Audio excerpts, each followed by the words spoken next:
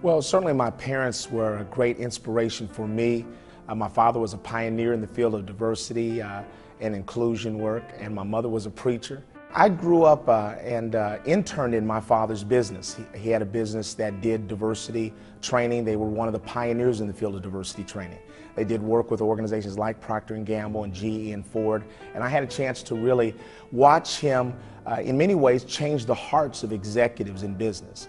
I started my own business, Integrity Development Corporation, 23 years ago, doing diversity and inclusion training. I started doing this work in the CIA, training spies.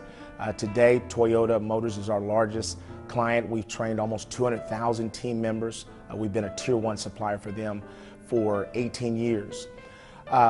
Today, we don't just focus on sensitivity training, but really helping organizations look at understanding respect, how you create respectful environments, and how those environments impact productivity and performance.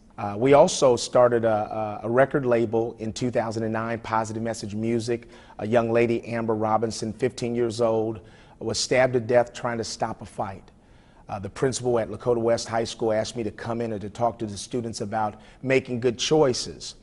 But for me, it was something bigger than that. I just got tired of listening to the news every night saying another young person senselessly killed. And I really felt that the music is having a negative impact in many ways on this generation. And so that's what I started out to do 4 years ago, is to change the music that young people listen to. Now today, 4 years later, we have 12 amazing artists, and we really are doing some powerful things around changing the messaging that gets to young people. You know, a lot of times people ask me, how do my businesses tie together?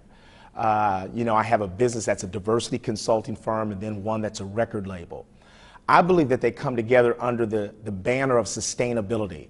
As organizations look at their future, it really is about creating successful environments, creating healthy environments that respect your people. But then it also looks at who is going to be your future workforce. And we believe that a lot of the work that we're doing with music is really helping to improve the values that young people have. And so those two come together. As I think about my parents, both of them being my heroes, I watched my mother be in a nursing home for 12 years, and never, not one time that I visited her, was she ever sad or down. She was always excited. She was always glad to see us.